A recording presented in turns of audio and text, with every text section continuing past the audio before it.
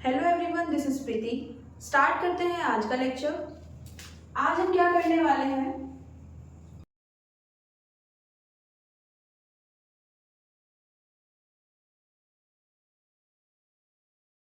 Start करेंगे electrolytic cell. अब ये कैसे सेल होते हैं? टीवी का रिमोट, वहां पर हम सेल यूज करते हैं। क्या ये वो वाले सेल हैं? हमारे पास बैटरी आती है, क्या ये उस टाइप का सेल है ना? नाम सुनकर तो वैसे ही लगता है, लेकिन यहाँ पर इलेक्ट्रोलाइटिक सेल डिफरेंट होते हैं। कैसे? जनरली हम जो बैटरीज यूज करते हैं उनमें क्या होता है,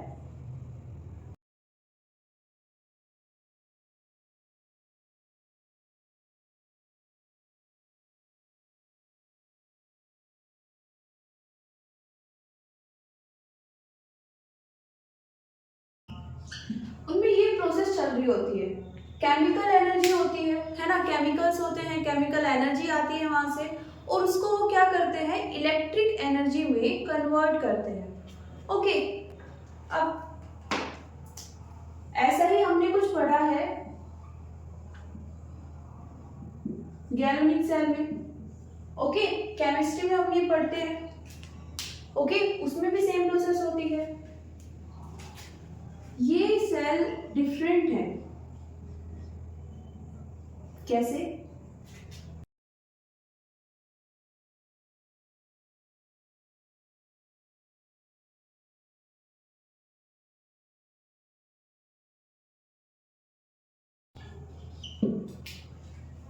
यहाँ पर हम इलेक्ट्रिक एनर्जी को यूज करते हैं और कुछ केमिकल रिएक्शंस कराते हैं।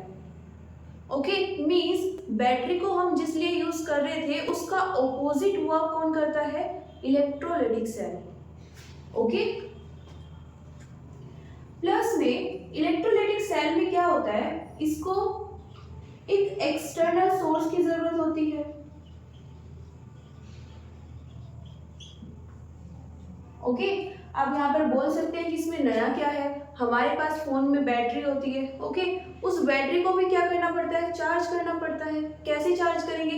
एक्सटर्नल सोर्स से। डिफरेंस क्या होता है, यहाँ पर जब हम चार्ज करते हैं तो अगर एक बार ये फुल चार्ज हो गई तो अब जरूरी नहीं है कि आप उसको एक्सटर्नल सोर्स से कनेक्ट करके रखोगे, है ना? अगर हम बात करें अपने मोबाइल फोन्स की, तो हमने एक बार उसको चार्ज कर दिया। ओके, अब जरूरत नहीं है कि हम उसको बोर्ड से कनेक्ट करके रखें, उसको रिमूव कर दो, है ना? मोबाइल में जो बैटरी है वो चार्ज हो चुकी है, अब वो हमें जो जो भी काम करना है वो उसको करा देगी, है ना? यहाँ पर क्या होता है, ये सिर्फ तब तक वर्क करेगा जब तक ये कनेक्ट रहेगा। मीन्स ये किसी भी एनर्जी को स्टोर नहीं करेगा, फर्स्ट थिंग। सेकंड, स्टोर नहीं करेगा तो अगर हमने वोल्टेज सोर्स को रिमूव कर दिया मीन्स ये यूजलेस हो जाएगा, ये वर्क करना बंद कर देगा।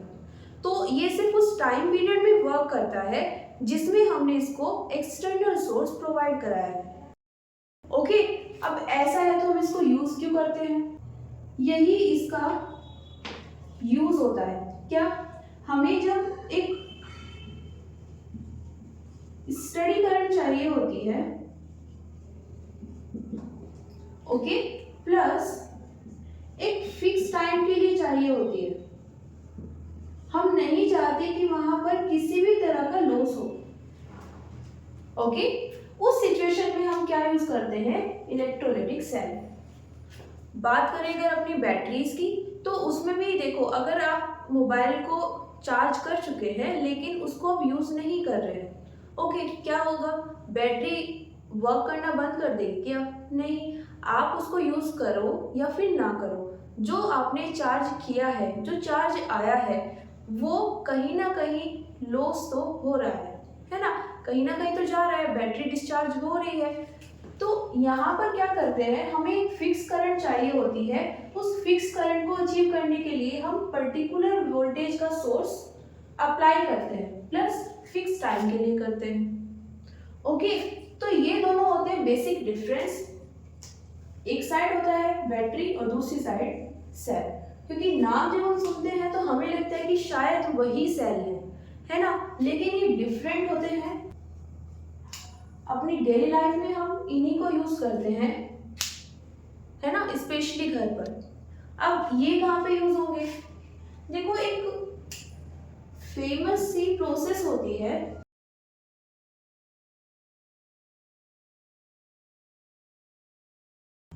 Gold electroplating. ओके, नाम सुन के थोड़ा हैवी लग रहा होगा, पता नहीं क्या मतलब है।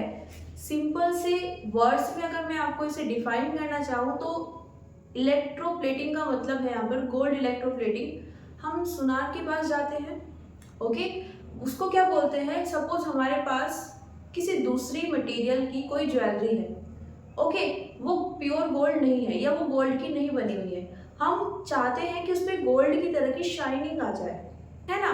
इस सेंस में हम जब उसको बोलते हैं तो वो क्या करता है, वो हमें एक लेयर उसके ऊपर ऐड करके दे देता है, ओके, और वो फिर वैसे शाइन भी करता है जैसे एक्चुअली में वो गोल्ड की बनी हुई है ना। वो प्रोसेस कैसे होती है, उस प्रोसेस में हम कौन सा सेल यूज करते हैं, कौन सी डिवाइस यूज करते हैं, यही होता है इसका यूज। क्या होता है, हम एक वोल्टेज सोर्स यूज करेंगे, ये कनेक्ट होती है पॉजिटिव एंड से, तो इसको ले लेते हैं एनोड, और ये कनेक्ट होती है नेगेटिव एंड से, तो इसको मान लेते हैं कैथोड। ओके,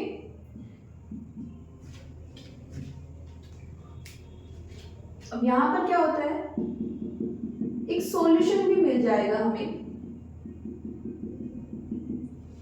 ओके, ये हमारे पास रेडी हो जाता है इलेक्ट्रोलाइटिक सेल, ओके, और इसमें हम ये ऊपर क्या ऐड कर रहे हैं, सोर्स, ओके, वोल्टेज सोर्स। इससे क्या होगा, जब इसका सर्किट कंप्लीट हो जाएगा तो यहाँ पर एक करंट फ्लो होगी,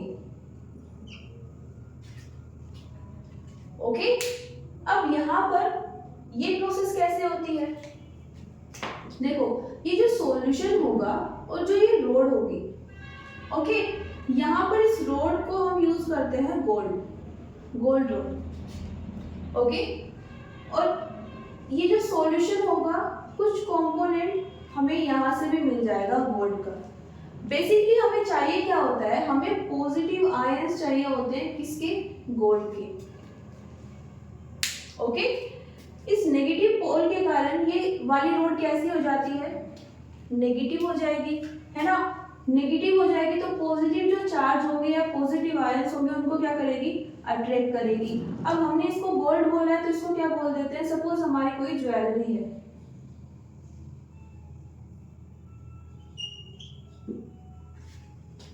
ओके, ज्वेलरी कैसी हो गई है, नेगेटिवली चार्ज, ये कैसी हो गई है, पॉजिटिवली चार्ज। यहाँ पर भी क्या है, सॉल्यूशन, ओके, करंट जब यहाँ से पास होगा तो वो तो पूरे सॉल्यूशन से पास होके जाएगा, ओके, तो वो पूरे को क्या कर देगा, आयनाइज कर देगा।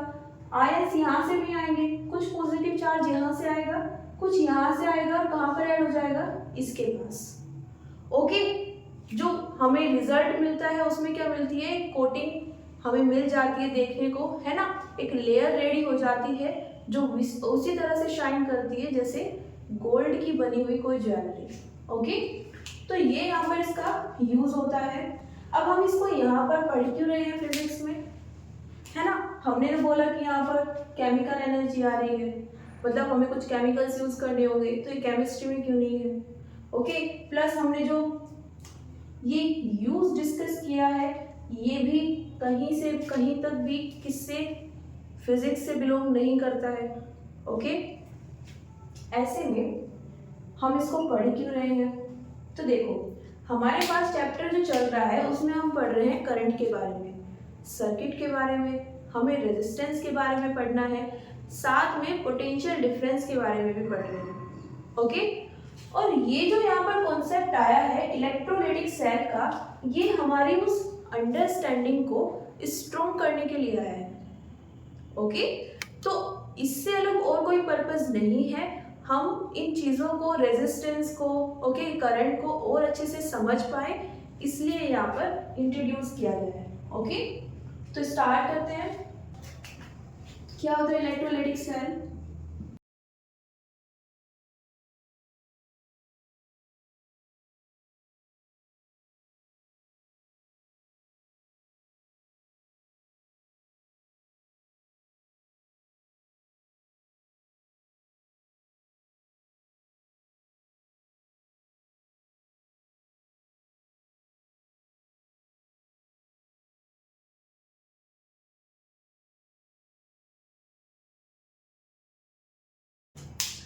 नेक्स्ट हमारे पास आता है यहाँ पर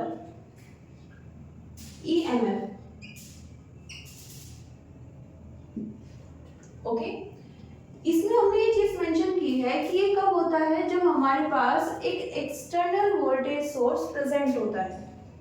ओके, तब क्या होगा, ये सेल एक स्टडी करंट को मेंटेन कर सकता है। ओके, द मोमेंट आप उस वोल्टेज सोर्स को रिमूव कर दोगे, यहाँ पर सर्किट इनकम्प्लीट हो जाएगा, बिकॉज ये कोई भी किसी भी तरह की एनर्जी को स्टोर नहीं करता है, तो करंट जीरो हो जाएगी। ओके, नेक्स्ट आता है इलेक्ट्रोमोटिव फोर्स। इसका फुल नाम होता है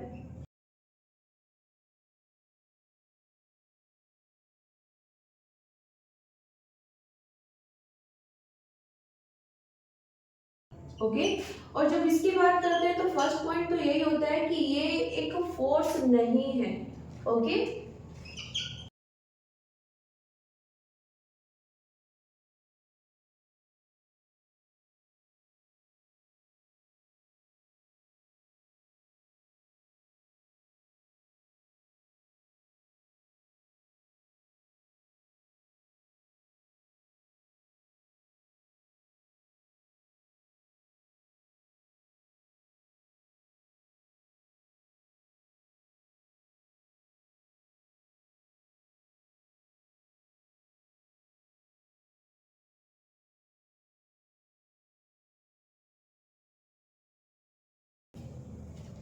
ओके, बात करें इसकी यूनिट की,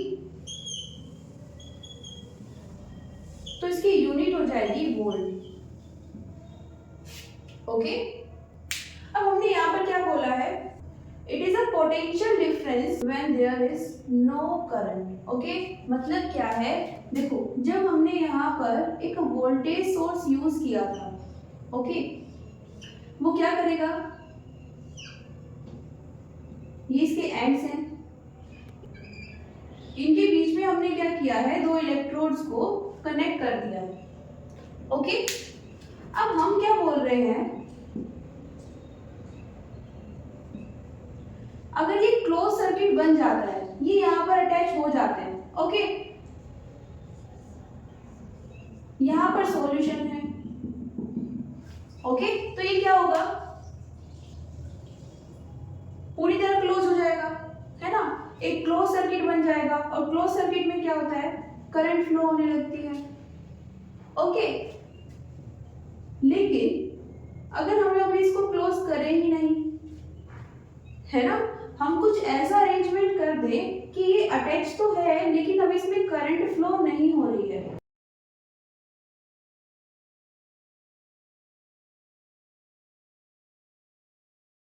ओके, अभी ये सिचुएशन मान लेते हैं। ओके, अब ये कनेक्ट तो नहीं हुए हैं, लेकिन ये कैसा है, पॉजिटिव, और ये कैसा है, नेगेटिव। अब इस सिचुएशन में यहाँ पर कोई भी करंट नहीं है, लेकिन पोटेंशियल डिफरेंस तो है। एक प्रोसेस यहाँ पर देखी थी कि जब हम क्या करते हैं, वोल्टेज सोर्स यूज करते हैं, तो वो क्या करेगा, एक इलेक्ट्रिक फील्ड प्रोड्यूस करेगा, वहां पर एक फोर्स अप्लाई होगा, उस फोर्स के कारण क्या होगा, जो इलेक्ट्रॉन्स हैं, ओके, वो प्रेशराइज होंगे, किस लिए, वहां से फ्लो होने के लिए। ओके, और इस पूरी प्रोसेस में जो वर्क डन होता है, ये जो करेगा,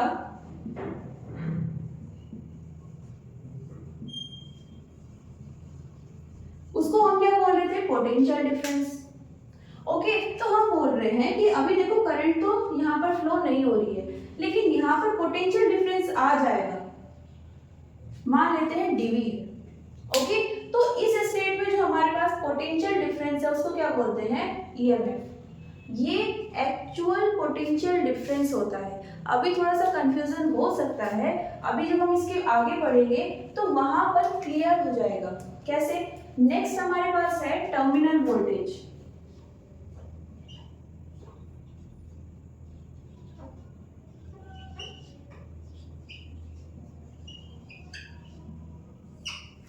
टर्मिनल वोल्टेज क्या होती है?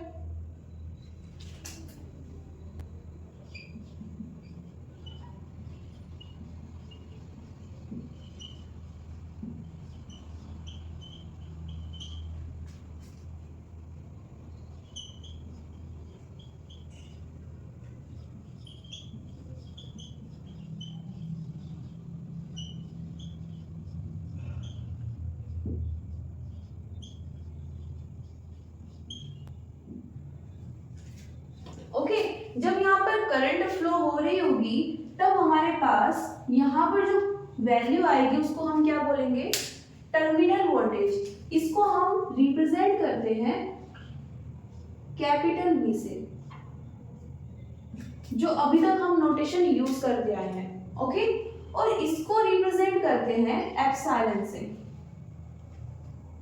ओके, अब शोकिंग क्या है? शोकिंग ये है कि V एप्सिलॉन के इक्वल नहीं होता है।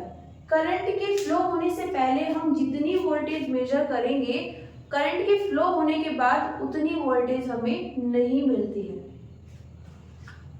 ये एक्चुअल वोल्टेज है बिफोर द करंट और ये फाइनल वोल्टेज है आफ्टर द करंट। अब ऐसा क्यों हुआ?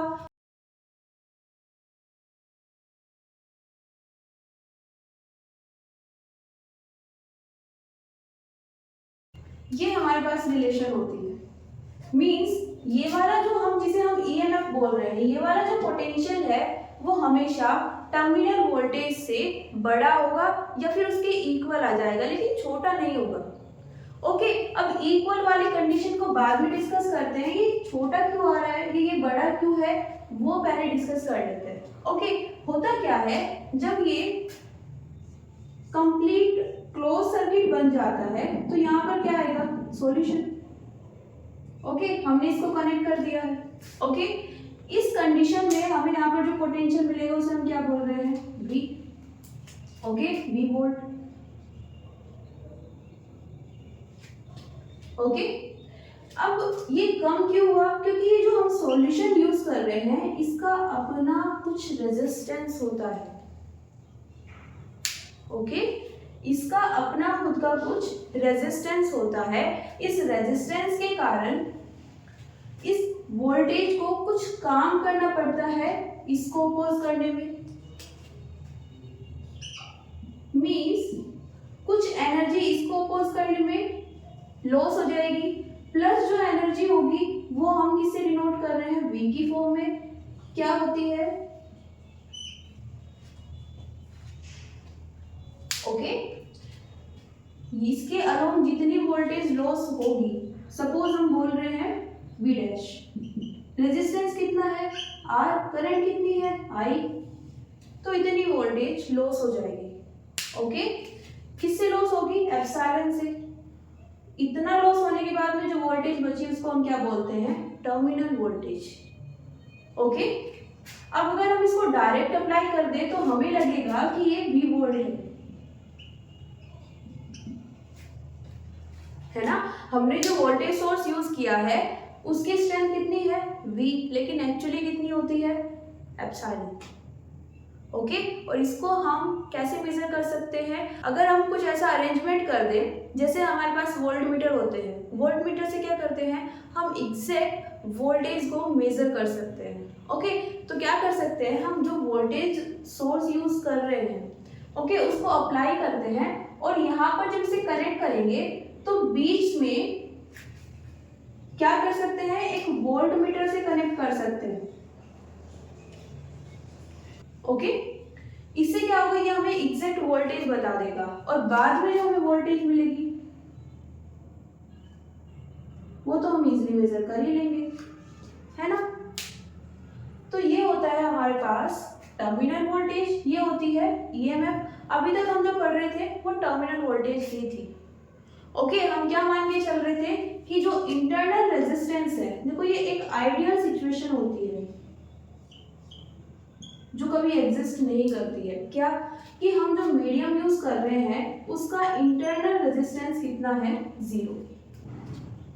ये 0 हो गया तो हमारे पास ये दोनों इक्वल आ जाएंगे।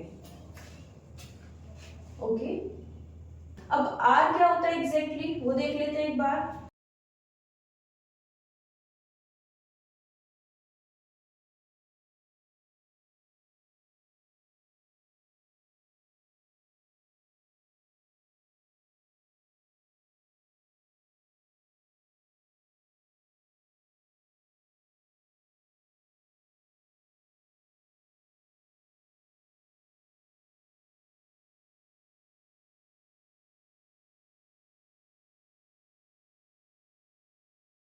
ओके, तो यहाँ पर अभी तक हमारे पास क्या रिलेशन थी, V equals to IR।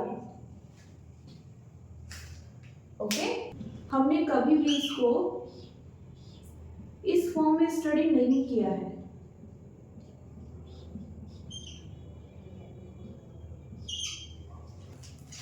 Further क्या करते हैं, कुछ केसेस ले लेते हैं यहाँ पर।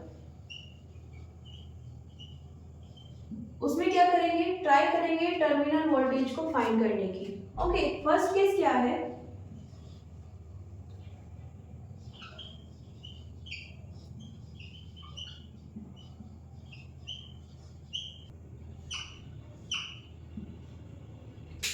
हमने बोला है कि यहाँ पर लोड कितना है, 0। लोड हम क्या बोल रहे हैं, हम कोई भी एक्सटर्नल इंस्ट्रूमेंट जब अप्लाई करते हैं किसी सर्किट में, सपोज हमारे पास लाइट बल्ब है, ओके, हम ऑन कर देते हैं उसको, द मोमेंट वो ऑफ है, वो नहीं जल रहा है, तब तक सर्किट क्या है, ओपन है।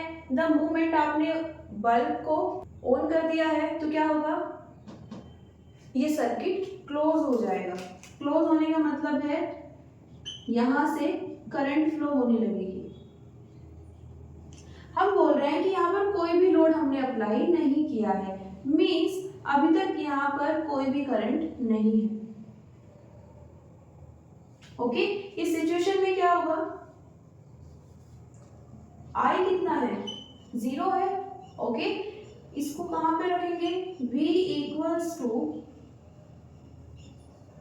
Epsilon minus IR। इस इक्वेशन में हमने बोला, हमने क्या यूज किया है, एक वोल्टेज सोर्स, ओके, उसका EMF कितना है, एप्सिलॉन, तो टर्मिनल वोल्टेज कितनी मिल जाएगी हमें, कितनी हो जाएगी, ये तो 0 हो गया, V equals to epsilon. Okay, वही सिचुएशन है जो हमने यहाँ पर स्टडी की थी। हमने बोला था कि जब हम यहाँ पर इस सर्किट को क्लोज नहीं कर रहे हैं, जब हम पोटेंशियल डिफरेंस को कब मेजर कर रहे हैं, जब तक वहां पर कोई करंट नहीं है। ओके, तो हमें जो पोटेंशियल डिफरेंस मिलेगा उसको क्या बोलते हैं, EMF बोलते हैं। ओके, वही हम यहाँ पर बोल रहे हैं, EMF किसके इक्वल है, टर्मिनल वोल्टेज के। ओके, तो हम फाइनल वोल्टेज बोले, इनिशियल बोले, बिफोर द करंट बोले, दोनों इक्वल रहेंगी। ओके, तो सेकंड केस क्या होने वाला है,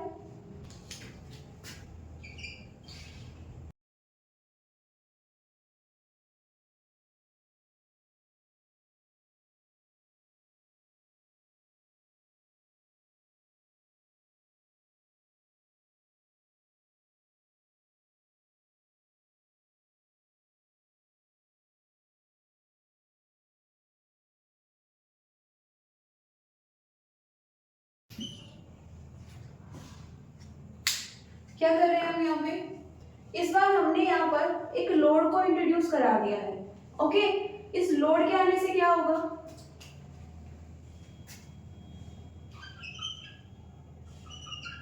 इसको हम लोड बोल रहे हैं। ओके, इस लोड का रेजिस्टेंस कितना है, R। कोई भी मटेरियल लेते हैं हम, है ना, कोई भी डिवाइस है, सबका अपना रेजिस्टेंस होता है, हम पढ़ चुके हैं। तो यहाँ पर क्या आ जाएगा, उस डिवाइस का या उस इंस्ट्रूमेंट का रेजिस्टेंस। ओके, प्लस हमने यहाँ पर क्या यूज किया है, एक सेल, इस सेल में ये क्या है, एक्चुअल ईएमएफ, ओके, और ये क्या है इसका इंटरनल रेजिस्टेंस, ओके। तो इस सिचुएशन में अगर हम ये एंड्स मान लें ए और बी, ओके, तो ए और बी के बीच में हमें जो वोल्टेज मिलेगी उसे क्या बोल देते हैं, वीएबी, ओके। उसके लिए हमारे पास ये इक्वेशन आ जाएगी, ओके। नेक्स्ट इसको हम थोड़ा सा सिंप्लीफाई कर लेते हैं, कैसे,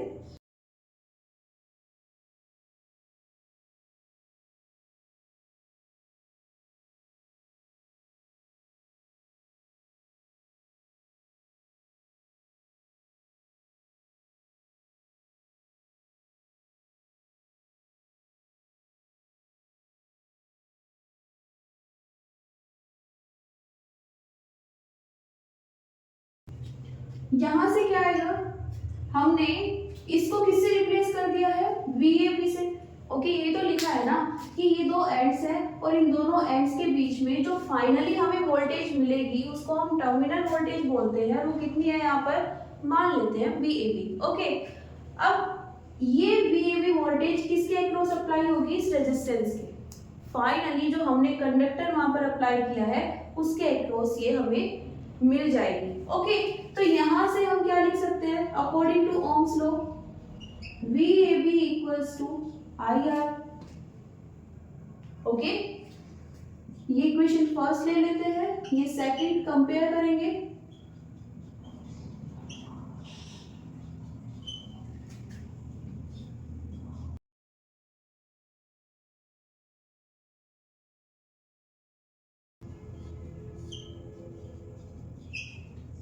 कितना आ जाएगा ये, epsilon divided bye R plus R। तो देखो इस जो अभी तक हम पढ़ चुके हैं इसको कंक्लूड करने का ट्राई करते हैं। हमने अभी तक जो हम फर्स्ट चैप्टर से यहाँ तक पढ़ते आ रहे हैं, हम वोल्टेज सोर्स पढ़ते हैं, ओके। हम बोलते हैं ये V वोल्टेज हमें प्रोवाइड करेगा, ओके, ठीक है। अब हमने क्या किया, उसके अकॉर्डिंग क्या निकाल लिया था, ओम्स लॉ, ओके। अब इस चैप्टर में हमारे पास एक नया कॉन्सेप्ट आता है, इलेक्ट्रोलाइटिक सेल, ओके। अब हम अगर इस इलेक्ट्रोलाइटिक सेल को यूज करें, ओके, तो ये सेल अपने साथ में एक इंटरनल रेजिस्टेंस लेके आता है, ओके। हम एक वोल्टेज सोर्स की फॉर्म में इलेक्ट्रोलाइटिक सेल को यूज कर रहे हैं, तो ये अपने साथ में क्या लेके आएगा, एक तो देखो इसके पास वोल्टेज सोर्स होगा ही होगा, प्लस में इसके पास एक इंटरनल रेजिस्टेंस भी आएगा, ओके। हम जो यहाँ पर ये रिप्रेजेंट कर रहे हैं, ओके, इसके साथ में क्या होता है, एक इंटरनल रेजिस्टेंस, ओके। और क्योंकि हम तो यहाँ पर इसको सिंप्लीफाइड वे में शो कर रहे हैं, रिप्रेजेंट कर रहे हैं, ये अगर इलेक्ट्रोलाइटिक सेल है जिसका ईएमएफ कितना है एप्सिलॉन, इंटरनल रेजिस्टेंस कितना है R, तो डेफिनेटली इसके पास में कोई ना कोई तो वोल्टेज सोर्स रहा होगा जिसके कारण इसके पास ये पोटेंशियल डिफरेंस है ना। तो यहाँ पर तो क्या हो गया था, जब हमने इसको सर्किट को ही क्लोज नहीं किया तो करंट क्या हो गई थी, जीरो, करंट जीरो है तो हमारे पास ये दोनों इक्वल आ गए थे, है ना। तो यहाँ पर जितना हमें शो हो रहा है उतना ही एक्चुअली में टर्मिनल वोल्टेज हमें मिल जाएगी। बात करें यहाँ पर, तो यहाँ पर भी हम अगेन क्या यूज कर रहे हैं, इलेक्ट्रोलाइटिक सेल।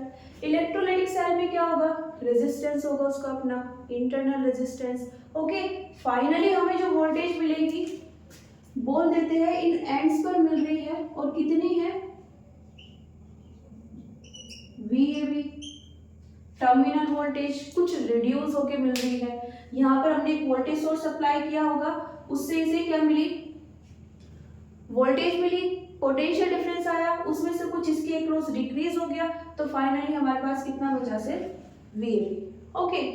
अब यहाँ पर हम क्या ऐड कर रहे हैं, R, तो इसके अक्रॉस जो पोटेंशियल वर्क करेगा वो कौन सा होगा, VAB, ओके। और अगर हम यहाँ पर जो करंट फ्लो होगी, बिकॉज क्लोज सर्किट है, ये करंट अगर हम फाइंड करने की कोशिश करें तो कितनी आएगी, epsilon divided by R plus small r. Okay, ये डायरेक्टली किस पर डिपेंड करती है, जो हमारा ईएमएफ होता है एक्चुअल वोल्टेज पर। ओके, तो आर के अक्रॉस वोल्टेज तो चेंज होगी लेकिन करंट एज इट इज रहेगी। ओके, तो आज के लिए इतना ही, मिलते हैं नेक्स्ट वीडियो में। Thank you everyone, see you soon.